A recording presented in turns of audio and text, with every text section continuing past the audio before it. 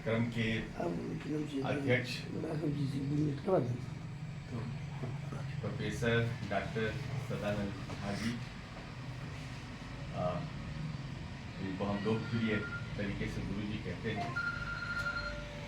हमारे साथ जो विद्वान सुमन, उनके नाम में विद्वान भी जुड़ा हुआ है, प्रोफेसर विद्वान सुमन।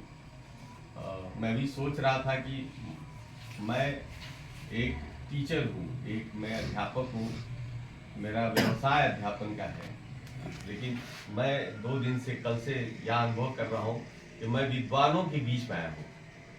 ये जो एक व्यवसायिक रूप में अध्यापन और एक विद्वान दोनों का समन्वय होना चाहिए, लेकिन यहाँ जो मैं देख रहा हूँ, यहाँ विद्वता देख रहा हूँ।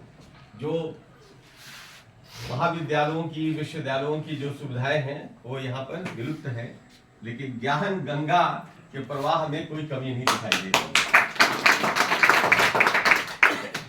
जिस प्रकार बच्चों ने जो ध्वनि निकल रही थी मंत्रों के उच्चारण से, वो दिखाता है कि यहाँ पर कम संसाधनों में भी गुरुओं के प्रति तो मुझे एक सम्मान का भाव ऐसा आ रहा है जो मैं व्यक्त नहीं कर सकता हूँ।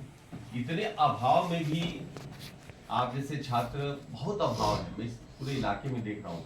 हर साल आप लोग प्रकृति के साथ संघर्ष करते हैं, बहुत ही दुरूह स्थिति है। मैं कल से मैं महसूस कर रहा था, हम लोग टेलीविजन पर देखते थे बाढ़ हाथ हिलाते हुए और लोग, लेकिन क्या यहाँ का दुख और दर्द है।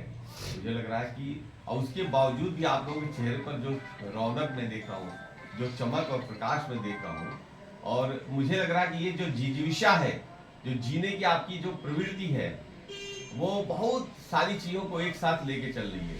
तो मुझे तो ऐसा लग रहा है कि मतलब संस्थाएं, कोई चाहे भी कि संस्था को खत्म कर देना, वो खत्म नहीं कर सकता है, क्योंकि ज्ञान प्रवाह की जो धारा है उसे रोका नहीं जा सकता। हमारे साथ इस क्षेत्र के लिए तो मैं गौरव कहूँगा, मेरे विभाग के लिए भी गौरव। मैं इसलिए गौरव कहूँगा कि मैं विभाग का अध्यक्ष नहीं हूँ, तो मुझे लग रहा है ये विभाग, मेरा विभाग मुझसे नहीं जाना जाता है, मेरा विभाग विपिन झा से जाना जाता है। ये एक सबसे बड़ी बात है। आप सोचिए, ये यहाँ से गए हैं, मुझे गर्व है कि मैं इनका विभागाध्यक्ष बनने का मुझे अवसर मिला। ये मैं किसी औपचारिकता वश नहीं कह रहा हूँ, ये मैं मेरी आंतरिक भावना, जो अनुभव मैं कर रहा हूँ।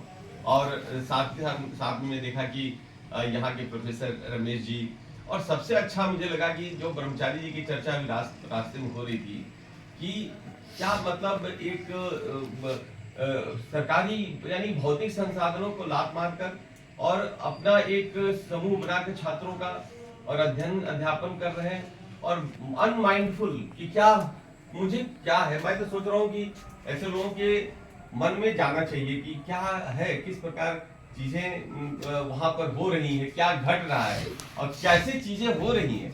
मतलब इतने हम लोग संसाधनों की ही कभी हर बार चिल्ला रहे हैं, मिलने के बावजूद भी 6th वेतन, 7th वेतन, 8वां वेतन, और उसके बाद भी रोना कि ये नहीं सरकार दे रही है, वो नहीं सरकार दे रही है। ये तो मुझे लग रहा है कि ये सारा जो हम लोग का रोना धोना है, उसको आपने छोटा सा आश्रम खोल के मतलब उसको तो कैसे कर रहे हैं। मैं तो आपके लिए मैं नमन हूँ, और मुझे लग रहा है कि ये प्रेरणा के ये स्रोत हैं।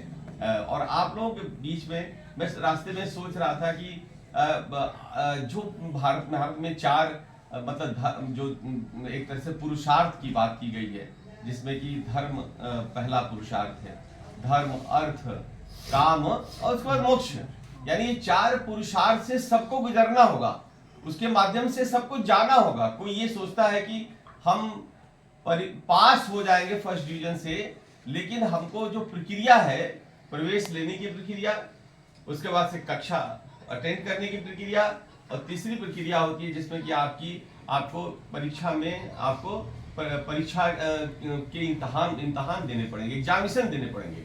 अब कोई ये सोचता है कि हम सीधे हम पास हो जाएंगे, यानी कोई व्यक्ति सोचता है कि हम सीधे मोक्ष की प्राप्ति हो जाएगी और उन आश्रमों को हम पास ना करना पड़े, तो मुझे लग रहा है ये उसी तरह से झूठ होगा फर्जी डिग्री होगी, जिस तरह से कोई पास का सर्टिफिकेट ले लेता है लेकिन वो आश्रम व्यवस्था से गुजरता नहीं है। आप लोग आश्रम व्यवस्था के अभी पहले चरण में आप लोग हैं, यानी ब्रह्म एक तरह से देखा जाए जो हमारी चर्चा की गई है कि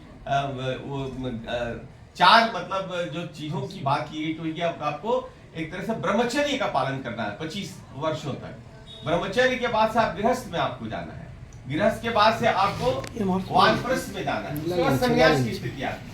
यानी कि हमारे ऋषियों ने एक व्यक्ति के लिए 100 वर्ष एक तरह से तय किए थे, और ये इसमें जो धर्म को कर्म के साथ जोड़ा गया है और आश्रमों के साथ जोड़ा गया है, उसमें बहुत सारी चीजें हैं जो शायद मुझे लग रहा है कि मतलब यहाँ चर्चा हो सकती है, समय का हम लोग के पास अभाव है। लेकिन मैं महसूस कर रहा था कि जो यहाँ पर जो गुरुकुल की परंपरा, जो भी हम लोगों ने सोचा कि गुरुकुल की परंपरा की चर्चा की जाए, तो गुरुकुल की परंपरा बहुत पुरानी है, अनंत अनादिकाल से 5000 साल का तो हमारे पास इतिहास है।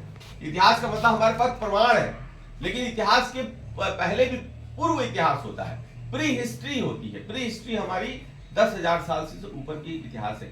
विश्व में इतना बड़ा इतिहास किसी के पास नहीं है। इतिहास है, इतिहास कटा कटा बटा बटा इतिहास है।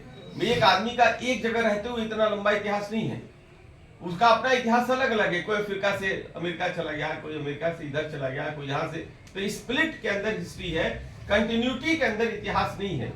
जो तारतम्यता है, जो सनातनता है, वो मुझे लग रहा है कि उसमें आपका जो क्षेत्र है बहुत ही महत्वपूर्ण रहा है। और मुझे यहाँ पर आशा की किरण भी दिखाई दे रही है। अभी आने वाले दिनों में जब प्रधानमंत्री एक उन्नत भारत की परिकल्पना करते